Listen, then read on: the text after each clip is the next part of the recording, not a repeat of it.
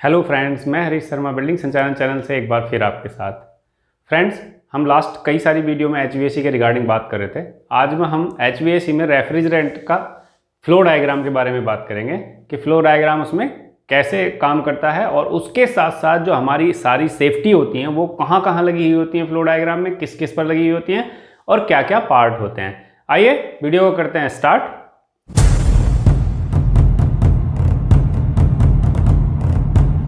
Friends, जैसा आप यहाँ देख रहे हैं, मैंने HVAC का डायग्राम लिखा हुआ है। HVAC डायग्राम मींस ये रेफ्रिजरेंट का फ्लो डायग्राम है, लेकिन उसके साथ साथ जितने भी इसमें मेन पार्ट होते हैं मैंने सारे कुछ लगाए हुए हैं। आइए फ्रेंड देखते हैं। फ्रेंड्स देखिए, किसी भी चीज़ को चिलर प्लांट में दो चीज़ें मेन होती हैं, एक इवेपोरेटर और दूसरा कंडेंसर। उसके साथ साथ तीसरा मेन होता है कंप्रेसर। तो कंप्रेसर, कंडेंसर और इवेपोरेटर। फ्रेंड्स, सबसे पहले हम जानते थे कंप्रेसर का काम होता है प्रेशर बनाना, यानी जो रेफ्रिजरेंट उसमें चल रहा है उसको प्रेस करना, और प्रेस करने के साथ साथ जब हम किसी चीज़ को प्रेस करते हैं तो वो हीट होती है, गर्म होती है और उसकी गर्मी जो अंदर की होती है वो बाहर निकल जाती है। तो उस गर्मी को बाहर निकालने के लिए चाहिए होता है कंडेंसर। जो वो कंप्रेसर जिस रेफ्रिजरेंट को गर्म करता है उसको वो कंडेंसर ठंडा करता है। कंडेंसर जिस चीज़ को ठंडा कर देता है रेफ्रिजरेंट को, तो अब रेफ्रिजरेंट में से जो गर्मी निकल गई है वो गर्मी उसमें कहाँ से आएगी, तो वो जाएगा इवेपोरेटर में। अब इवेपोरेटर में हम चिल्ड वाटर को ठंडा करते हैं, जो हम फ्लोर पे पानी देते हैं, तो उस चिल्ड वाटर की गर्मी जो है उस रेफ्रिजरेंट में आ जाती है और रेफ्रिजरेंट फिर कंप्रेसर में जाता है। कंप्रेसर उस गर्मी को फिर दबा के निकाल देता है, जो कंडेंसर उसमें से निकाल लेता है। तो ये साइकिल कैसे चलता है आइए इसको समझते हैं। फ्रेंड्स, सबसे पहले मैंने इसमें देखिए कंडेंसर यहां पे बनाया हुआ है और इवेपोरेटर यहां पे बनाया हुआ है। तो इवेपोरेटर कंडेंसर पहले समझ लेते हैं। फ्रेंड्स, इवेपोरेटर में क्या होता है कि इवेपोरेटर में जो हमारा फ्लोर पर चिल्ड वाटर आता और जाता है वो पानी आता है। ये इन सप्लाई दिखाई हुई मैंने, ये आउट सप्लाई दिखाई हुई है। ठीक है, मैंने यह लिखा आउट चिल्ड वाटर और ये इन है। तो इसमें क्या है, इवेपोरेटर में सबसे पहले जो चिल्ड वाटर रहता है, जो हम AHU को पानी आता जाता है, जिस पानी को हम ठंडा करते हैं, हमारा जो मेन पर्पज है इस पानी को ठंडा करना, और इस पानी को ठंडा करके हम फ्लोर की एयर को ठंडा करते हैं AHU के थ्रू। तो प्लांट जो है वो पानी ठंडा करता है। तो इस पानी जो पानी ठंडा करना होता है वो इवेपोरेटर में आता है और इवेपोरेटर से निकल जाता है। ठीक है फ्रेंड्स, इतनी बात। अब कंडेंसर में क्या होता है, कंडेंसर में फ्रेंड्स कूलिंग टावर से पानी आता है और कूलिंग टावर को पानी जाता है। मींस कूलिंग टावर भी ठंडा करता है, लेकिन कूलिंग टावर उतना ठंडा नहीं कर सकता जितना चिलर प्लांट चिल्ड वाटर को ठंडा कर सकता है। तो हम क्या करते हैं, कूलिंग टावर से जो पानी आता है ठंडा होकर वो कंडेंसर में आता है, और जो चिल्ड वाटर यानी जो AHU से पानी रिटर्न आता है वो इवेपोरेटर में आता है। अच्छा, इवेपोरेटर और कंडेंसर की प्लांट में पहचान क्या है फ्रेंड्स? इवेपोरेटर जो होता है इस पर इंसुलेशन लगा रहता है, नियर अबाउट 1 इंच या 1.25 इंच का इंसुलेशन लगा रहता है। ये पूरी तरह से कवर्ड होता है, जिससे इसमें हीट लॉस ना हो या जो हम ठंडा कर रहे हैं वो लॉस ना हो, मींस ये गर्म ना हो बाहर से। ठीक है, और स्वेटिंग भी ना हो। अगर ये ठंडा ज़्यादा होता है तो फ्रेंड्स ये स्वेट भी करेगा, पानी टपकता रहेगा इसमें, इसलिए इसको इंसुलेशन भी कर देते हैं। इंसुलेशन इसका होता है। दूसरा कंडेंसर जो होता है इसमें इंसुलेशन नहीं होता। तो ये दोनों क्या है, साथ में ही नीचे सबसे पहले यही दोनों प्लेटफॉर्म पे लगे होते हैं, उनके ऊपर कंप्रेसर रखा रहता है। ठीक है फ्रेंड्स, और पैनल रखा रहता है। तो मेनली अगर हम एकदम देखते हैं नॉर्मली तो हमें 4 चीजें दिखाई देती हैं चिलर प्लांट में, एक कंडेंसर, इवेपोरेटर और उनके ऊपर रखा हुआ कंप्रेसर और एक पैनल। यही 4 चीजें हमें एकदम दिखाई दे जाती हैं। अब ये सब सिस्टम कैसे चलता है आइए समझते हैं। फ्रेंड्स देखिए, सबसे पहले हम स्टार्ट करेंगे कंप्रेसर से। ठीक है, ये हमारा कंप्रेसर लगा हुआ है, ये मैंने कंप्रेसर बनाया हुआ है। ठीक है, तो कंप्रेसर क्या है, अब ये क्लोज लूप सर्किट है।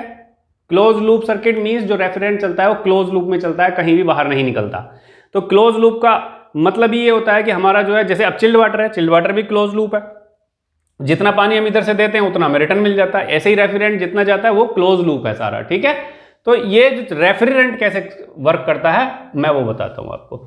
कंप्रेसर, फ्रेंड्स कंप्रेसर का काम क्या है, अब ये कंप्रेसर कोई सा भी हो सकता है, सेंट्रीफ्यूगल भी हो सकता है, रेसिप्रोकेटिंग भी हो सकता है, और स्क्रू भी हो सकता है, स्क्रॉल भी हो सकता है, वेन भी हो सकता है, कोई सा भी हो सकता है।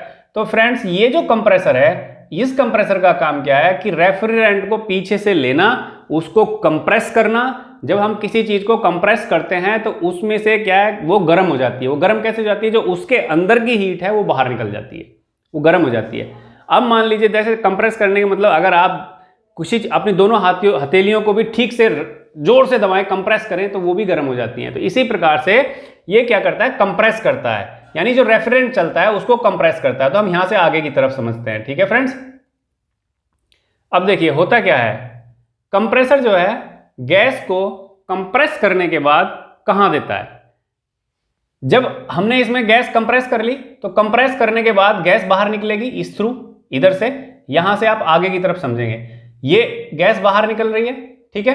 अब गैस यहां से निकलने के बाद रेफ्रिजरेंट जो होता है वो गैस फॉर्म में होता है। और रेफ्रिजरेंट क्या होता है फ्रेंड, रेफ्रिजरेंट और ऑयल, इसमें लुब्रिकेशन भी चाहिए, लुब्रिकेशन और जो लुब्रिकेशन ऑयल कंप्रेसर में भरा रहता है और रेफ्रिजरेंट रहता है वो दोनों मिक्सअप में चलते हैं। तो रेफ्रिजरेंट होता है वो गैस के फॉर्म में होता है, ऑयल जो होता है ऑयल के फॉर्म में होता है, लिक्विड के फॉर्म में होता है। तो ऑयल तो इसमें नीचे लुब्रिकेशन का काम कर देता है और रेफ्रिजरेंट ऊपर रहता है, दोनों आपस में नहीं मिलते, यानी दोनों आपस में रगड़ के आपस में मिक्स नहीं होते। तो इसलिए क्या होता है, लेकिन जब वो यहां से निकलते हैं फोर्स के साथ, इतना ज्यादा प्रेशर होता है कि यहां से ऑयल भी उसके साथ ही निकलता है, रेफ्रिजरेंट के साथ ऑयल निकलता है। अब रेफ्रिजरेंट और ऑयल साथ साथ निकल रहे हैं तो उनको हमें अलग अलग करना पड़ेगा। अलग अलग करने के लिए हमें क्या जरूरत पड़ेगी, ऑयल सेपरेटर की। तो ऑयल सेपरेटर लगा दिया, यानी यहां से जो रेफ्रिजरेंट और ऑयल एक साथ निकले कंप्रेस होके, वो हमने रेफ्रिजरेंट लगा दिया, ऑयल सेपरेटर लगा दिया। और ऑयल सेपरेटर में क्या है, ऑयल लिक्विड फॉर्म में तो नीचे बैठ जाएगा और जो रेफ्रिजरेंट है वो ऊपर बैठ जाएगा क्योंकि वो गैस फॉर्म में है। अगर मैं यहां की बात करूं तो यहां जो होगा ये हाई प्रेशर और हाई टेम्परेचर होगा। क्या होगा, हाई प्रेशर और हाई टेम्परेचर पे यहां पे हमारा रेफ्रिजरेंट होगा। अब ये हाई प्रेशर और हाई टेम्परेचर पे रेफ्रिजरेंट जाएगा कंडेंसर में, ठीक है। अब कंडेंसर में जाएगा तो कंडेंसर प्रेशर तो लो नहीं करेगा लेकिन टेम्परेचर लो कर देगा। क्यों, क्योंकि टेम्परेचर इसका बहुत ज्यादा है, गैस का जो हमारी वहां रेफ्रिजरेंट जा रहा है उसको क्या है, कूलिंग टावर से ठंडा होकर पानी आ रहा है और बाहर जा रहा है। तो फ्रेंड्स एक चीज और मैं तुम्हें बताना चाहूंगा, आजकल जितने भी प्लांट आ रहे हैं उनके जो कंडेंसर आ रहे हैं उन कंडेंसर में क्या होता है, जो अंदर ट्यूब रहती हैं, मैं एक दिन अगले नेक्स्ट वीडियो में आपको समझाऊंगा कि कैसे इसमें ट्यूब रहती हैं, उन ट्यूब में पानी चलता है, यानी कूलिंग टावर का पानी जो है वो अंदर ट्यूब में चलता है, ठीक है। और जो बाहर से सेल है, ट्यूब के बाहर सराउंडिंग का एरिया जो खाली है, सेल है, उसमें रेफ्रिजरेंट चलता है, ठीक है। तो रेफ्रिजरेंट आउटर बॉडी पे होता है और ट्यूब में पानी होता है कूलिंग टावर का। तो ये क्या करता है, कूलिंग टावर के पानी से रेफ्रिजरेंट ठंडा हो जाता है। यहां से गैस फॉर्म में, अब यहां से जब गैस फॉर्म में है तो पानी यहां से ठंडा जा रहा है, तो पानी से जो टच होके जाएगा तो ये ठंडा हो जाएगा, ठंडा हो जाएगा तो यहां आपको क्या मिलेगा, वो लिक्विड फॉर्म में बदल जाएगा, यानी वो पानी के फॉर्म में, जो रेफ्रिजरेंट है वो लिक्विड फॉर्म में आ जाएगा। तो फ्रेंड्स होगा क्या, अगर आप यहां की बात करो तो यहां देखिए वहां हाई प्रेशर और हाई टेम्परेचर में रेफ्रिजरेंट था, अब यहां क्या है, प्रेशर तो वही है हाई प्रेशर, लेकिन टेम्परेचर लो हो गया, जो गैस का हाई प्रेशर लेकिन टेम्परेचर लो हो गया। क्योंकि टेम्परेचर लो क्या हो गया, कूलिंग टावर से पानी आया और जो ऊष्मा उसकी जो गर्मी थी रेफ्रिजरेंट में वो कूलिंग टावर के पानी में चली गई और वो कूलिंग टावर में पानी रिटर्न चला गया, ठीक है, यहां तक समझ गए। अब उसके बाद क्या होता है फ्रेंड्स, इसके बाद देखिए दो चीजें होती हैं प्लांट में, ये ऑप्शनल है, ये जो मैंने लगाया हुआ है PHE प्री हीट एक्सचेंजर, ये ऑप्शनल है, ये जो चीज है ये जरूरी नहीं है हर प्लांट में हो, लेकिन ये क्या है, कूलिंग जो हमारा प्लांट रहता है उसकी एफिशिएंसी बढ़ाने के लिए हम इसको लगा देते हैं, ठीक है। इसको समझते चलते हैं साथ साथ।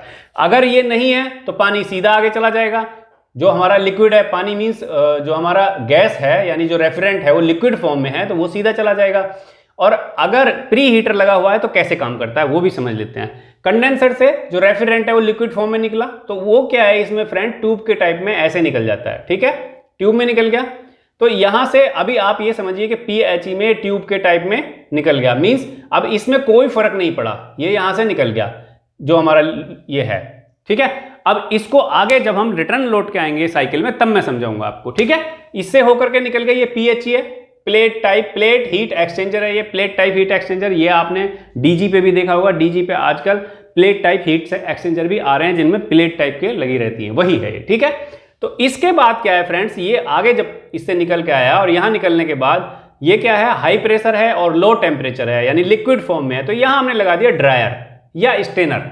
अब ड्रायर और स्टेनर का क्या काम है फ्रेंड्स, देखिए सिस्टम है तो सिस्टम में कहीं लीकेज भी हो सकता है या हो सकता है रेफ्रिजरेंट में आगे पानी भी मिक्स हो जाए। तो अगर कोई मॉइस्चर है पानी के अंदर, यानी हो सकता है जो हमारी ट्यूबिंग चल रही है उसमें माइनर छेद हो, पानी बाहर आ जाए, किसी तरीके से कुछ भी हो सकता है, तो उसको बचाने के लिए यानी सिस्टम को आगे बचाने के लिए उसमें क्या करते हैं, ड्रायर लगा देते हैं। ये ड्रायर है। अब ड्रायर क्या करेगा, ड्रायर भी फ्रेंड फिल्टर जैसा काम करता है। इसमें जो है लिक्विड फॉर्म में हमारा जो है वो रहता है रेफ्रिजरेंट, तो रेफ्रिजरेंट लिक्विड फॉर्म में है, उसमें अगर 2 बूंद 4 बूंद या 6 बूंद या जो भी पानी अगर उसमें मिक्स है तो वो भी लिक्विड फॉर्म में है। तो ये क्या करता है, ड्रायर यहां पे उस पानी को यानी जो मॉइस्चर को कलेक्ट कर लेता है। क्या कर लेता है? कलेक्ट कर लेता है, सोख लेता है। आप कहते हैं मॉइस्चर को ये पकड़ लेता है। फ्रेंड्स अब आप कहोगे कि लिक्विड फॉर्म में है तो मॉइस्चर आगे जाएगा, क्या नुकसान होगा? होगा। फ्रेंड्स देखिए, मॉइस्चर यानी पानी, जो पानी होता है उसके जमने का जो टेम्परेचर होता है वो 0 डिग्री सेंटीग्रेड होता है, ठीक है। लेकिन जो रेफ्रिजरेंट है, अगर मान लो इसमें R134 एक गैस भरी हुई है रेफ्रिजरेंट के रूप में, तो उसका जो जमने का यानी ठोस बनने का उसका जो टेम्परेचर है वो -154 डिग्री फ़ारेनहाइट, यानी वो माइनस में जाके चलेगा। और ये जो पानी है ये 0 डिग्री सेंटीग्रेड, 0 डिग्री सेंटीग्रेड का मतलब होता है 32 डिग्री फ़ारेनहाइट, तो ये 32 डिग्री फ़ारेनहाइट पे जमेगा।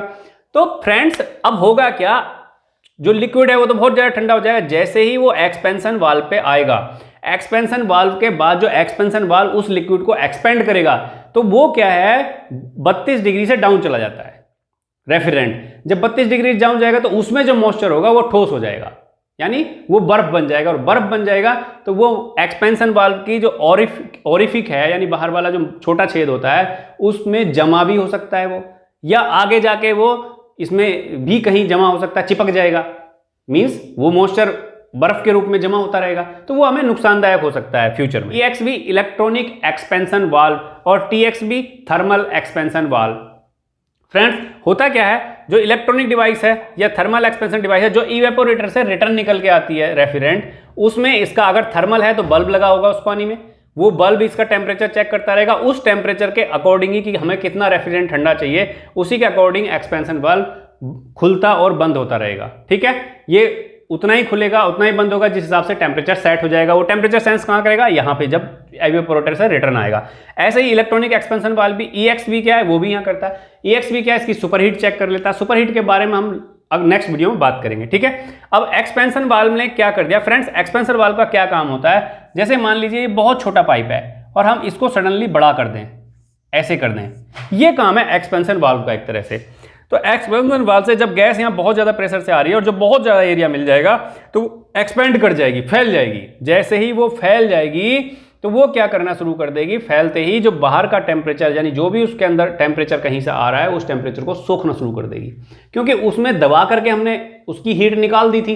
अब वो जब फैल गई तो अपनी हीट वापस मांगेगी, तो वापस मांगेगी तो वो कहाँ से आएगी वो मैं बताता हूँ आपको। अब मान लीजिए इस तरीके से ये जब बहुत सारा एरिया लेगी तो यहाँ ठंडा हो जाएगा।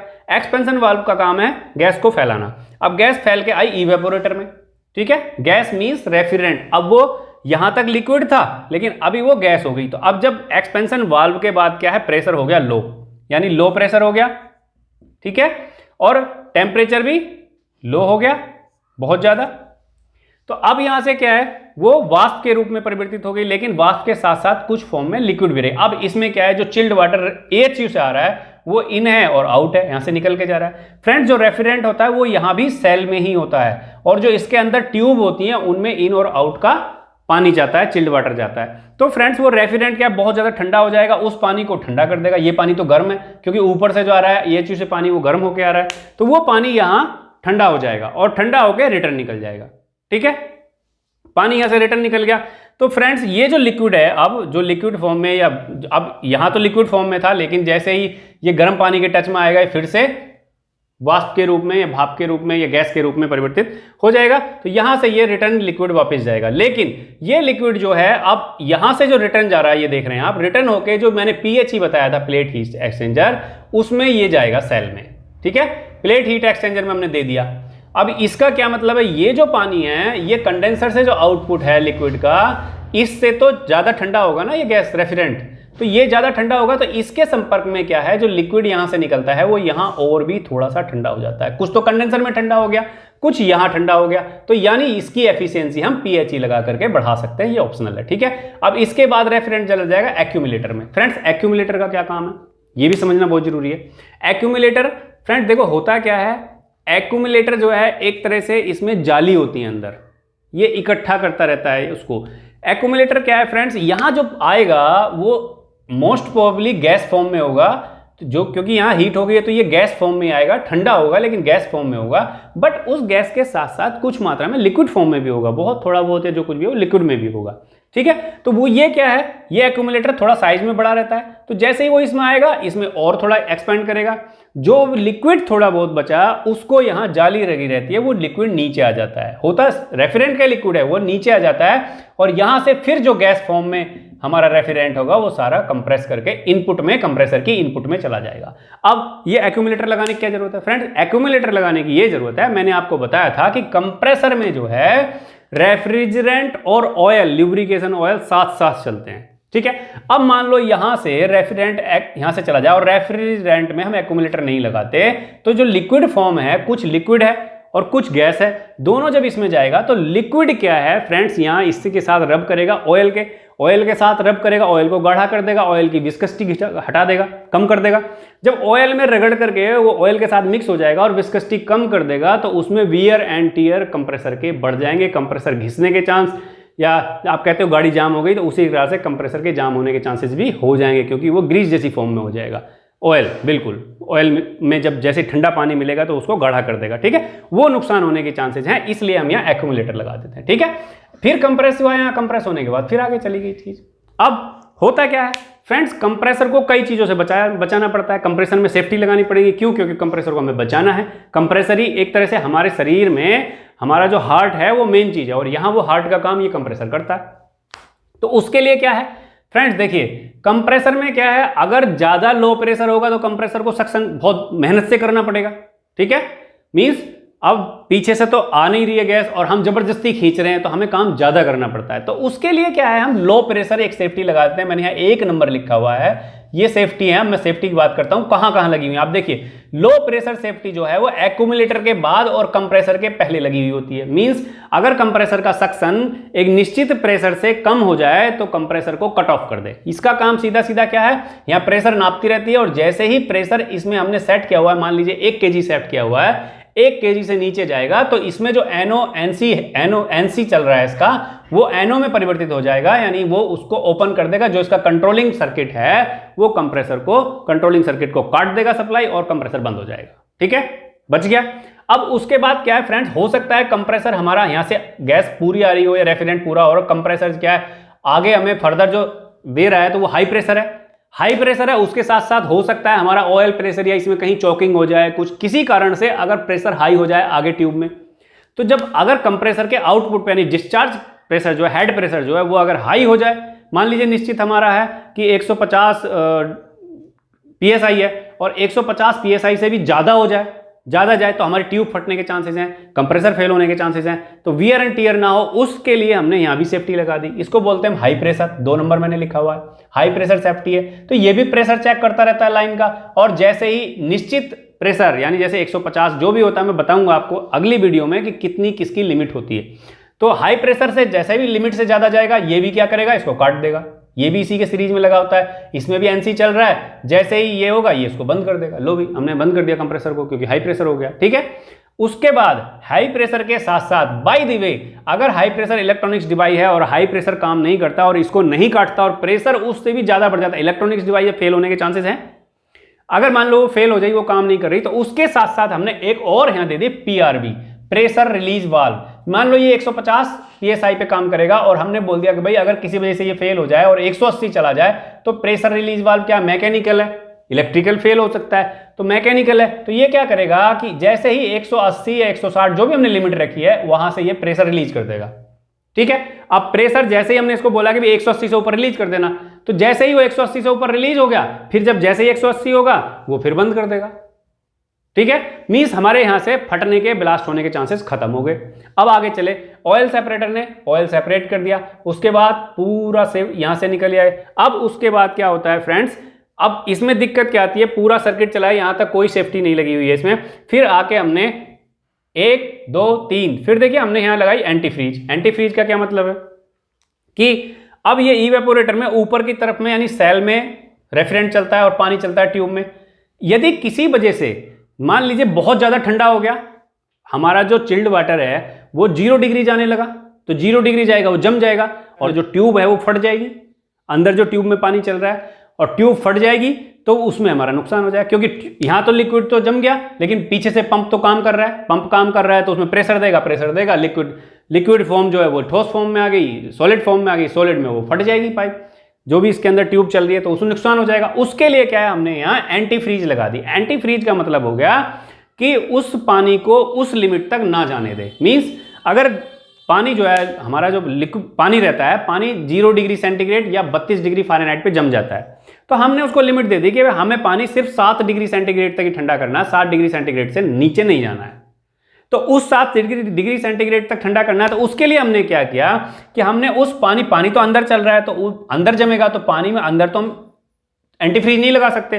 तो हमने क्या किया, उसके अकॉर्डिंग हमने यहाँ एक रेफ्रिजरेंट जो चल रहा है बाहर, रेफ्रिजरेंट को चेक कर लिया। रेफ्रिजरेंट की जो अप्रोच होती है वो 2 डिग्री सेंटीग्रेड या 3 डिग्री सेंटीग्रेड होती है। तो 2 डिग्री सेंटीग्रेड का मतलब इसमें 2-3 डिग्री का फर्क होगा। अगर हमने रेफ्रिजरेंट 2 डिग्री 3 डिग्री ठंडा होता है, रेफ्रिजरेंट हमने 0 डिग्री सेंटीग्रेड पे सेट कर दिया, तो इसका मतलब चिल्ड वाटर 3 डिग्री 4 डिग्री चलेगा, 3-4 डिग्री का फर्क होगा। तो इसका मतलब अगर जैसे ही रेफ्रिजरेंट यहाँ 0 डिग्री सेंटीग्रेड पे आए तो ये एंटी फ्रीज क्या है, सेम वही कर दे, कंप्रेसर को काट दे पीछे से। एंटी फ्रीज ही वही करती है। ये क्या करती है, कंप्रेसर की सप्लाई काट देगी, कंप्रेसर बंद हो गया, कंप्रेसर बंद हो गया तो ये फिर से गर्म होना शुरू हो जाएगा। जैसे ही टेम्परेचर ऑन होगा ये ऑटोमेटिकली फिर से काम करने लगेगी, एनसी हो जाएगी।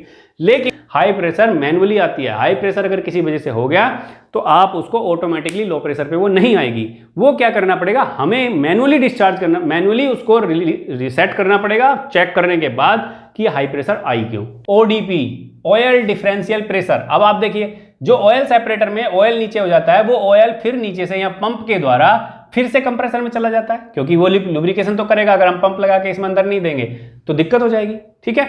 और अगर हमें ऑयल ठंडा करना होता है तो यहां भी हम एक ऐसा पीएचई लगा देते हैं इसके थ्रू, ठीक है। तो वो ऑयल ठंडा होकर इसमें चला जाएगा। मान लो हमने एक ऐसा पीएचई यहां पे लगा दिया, मान लीजिए ये ऐसे करके, ये सेम वाला मैंने यहां लगा दिया। ये जो यहां से ठंडा रेफ्रिजरेंट निकलेगा वो इसमें से होकर जाएगा, ऑयल इसमें से ठंडा होकर इसमें आ जाएगा, तो ऑयल भी ठंडा हो जाता है इसी तरीके से, ठीक है। और कभी कभी क्या होता है, प्लांट काफी ज्यादा बंद है तो हमें ऑयल का लिमिट सेट कर देते हैं कि भाई हमें इतना गर्म ऑयल चाहिए ही चाहिए, इतने ज्यादा ठंडा रहेगा तो इसकी विस्कोसिटी कम रहेगी, हमारा काम नहीं करेगा। तो उसके लिए क्या है, हम यहाँ प्री हीटर भी लगा देते हैं। प्री हीटर इसमें भी लगा, कंप्रेसर के आउटसाइड में यहाँ प्री हीटर, या आप जहाँ ये एक्यूमुलेटर ऑयल सेपरेटर है इसके बाद इकट्ठा करके यहाँ भी प्री हीटर लगा देते हैं। प्री हीटर का क्या मतलब है, जो ऑयल है उसको थोड़ा गर्म कर देते हैं और ये हम बंद कर देते हैं। इसके लिए भी सेफ्टी लगी रहती है कि भाई अब चिल्ड वाटर यहाँ से काम नहीं कर रहा। तो ये चीज़ें जो हैं, अब ऑयल यहाँ से गया, मान लीजिए मैं बता रहा था आपको, तो ये ओडीपी लगाते हैं, oil differential pressure. Means oil का पंप के बाद प्रेशर चेक करती है। ये ऐसी डिवाइस होती है जो एक तरफ तो पंप के बाद जो ऑयल को सप्लाई करने वाला पंप है उस पंप के बाद का चेक करेगी, और एक अंदर जो इसका क्रैंक केस है, ठीक है, जहां बेयरिंग चलते हैं उसका, ये यहां पे लगा दी। 2 लीड होती हैं इसमें। अब ये क्या है, दोनों जगह का प्रेशर देखेगी कितना है। मान लीजिए यहाँ 10 kg का आउटपुट प्रेशर है और यहाँ 2 ही kg मिल रहा है, तो ये डिफरेंशियल अगर ज्यादा होगा तो ये कंप्रेसर को बंद कर देगी, ठीक है। क्यों, क्योंकि हम तो यहाँ से 10 kg दे रहे हैं, हमें तो 10 kg दिख रहा है लेकिन वहां मिल ही नहीं रहा कंप्रेसर को, तो कंप्रेसर में नुकसान होगा। तो फ्रेंड्स ये ओडीपी चेक करती रहती है, ऑयल डिफरेंशियल प्रेशर चेक करती रहती है। जैसे ही हमारा ओडीपी ऑयल डिफरेंशियल प्रेशर यानी यहाँ से और क्रैंक केस के बीच का डिफरेंशियल प्रेशर कम हो जाता है तो ये इसको ट्रिप करा देती है। पांचवी, छठी होती है फ्रेंड्स, जो हमारा चिल्ड वाटर इन और आउट होता है और जो कूलिंग टावर से पानी इन और आउट होता है, तो आउटर लाइन पे वाटर फ्लो वाल्व लगे रहते हैं। वाटर फ्लो वाल्व ये मैकेनिकल वाल्व होते हैं, ठीक है, वाल्व मैकेनिकली काम करते हैं, लेकिन ये इनका भी क्या होता है, अगर वाटर फ्लो क्या है फिर हम यहाँ से लो वाटर फ्लो कर देते हैं। देखिए होता क्या है कि हमारा ये तो अंदर वाला सर्किट रेफ्रिजरेंट का तो प्रॉपर चल रहा है, लेकिन ये मान लीजिए किसी वजह से पंप बंद हो गया, पंप बंद हो गया तो वाटर फ्लो होना बंद हो जाएगा। वाटर फ्लो होना बंद हो जाएगा तो अंदर जितना भी पानी अंदर जमा है वो जमा हो जाएगा, ठोस हो जाएगा, फट जाएगा, ठीक है। तो उसको बचाने के लिए हमने वाटर फ्लो वाल्व लगा दिए। मीन्स जैसे ही मान लीजिए हमने सेट कर दिया कि 2 kg का हमें वाटर फ्लो चाहिए, लगभग 2 kg प्रेशर का वाटर फ्लो होता रहना चाहिए, वाटर फ्लो सेंसर लगा दिया हमने। तो जैसे ही वो 2 kg प्रेशर से कम होगा तो यहाँ क्या है, जो हमने एनसी यहाँ से काम कर रहा था वो ये जो सेफ्टी है कंप्रेसर को बंद कर देगी। तो ऐसे ही यहाँ भी लगी हुई होती है, मैंने 6 नंबर लिखा हुआ है। तो फ्रेंड्स मैंने ये 6 सेफ्टियाँ इसमें बताई हैं। सबसे पहली सेफ्टी देखिए, एक्यूमुलेटर और कंप्रेसर के पहले लगी हुई होती है, बाद में एक्यूमुलेटर के बाद में कंप्रेसर के पहले, कंप्रेसर के बाद में 2 सेफ्टी लगी हुई होती हैं, हाई प्रेशर और पीआरवी वाल्व। उसके बाद एक्सपेंशन वाल्व के बाद यानी इवेपोरेटर पे लगी रहती है एंटी फ्रीज। इवेपोरेटर के बाद जो हमारा जो ऑयल की कंप्रेसर में ऑयल जाता है उस पर लगी रहती है ओडीपी, या आप इसको बोलते हैं ऑयल डिफरेंशियल प्रेशर, और छठी लगी रहती है वाटर फ्लो वाल्व। ये जो आउटलाइन पे लगी रहती है दोनों के, चाहे वो कूलिंग टावर का पानी आउट हो और चाहे वो हो चिल्ड वाटर आउट। ठीक है फ्रेंड्स, आशा करता हूं मैं आपको ये समझ में आ गया होगा। अगर आपको ये इसमें कुछ भी समझ में नहीं आया है तो फ्रेंड्स मेरे को कमेंट करना ना भूलें, और मैं 100% आपको रिप्लाई करूंगा कमेंट पर। फ्रेंड्स वीडियो अच्छी लगी हो तो मेरी वीडियो को लाइक करें, शेयर करें और चैनल को सब्सक्राइब करना ना भूलें। Thank you.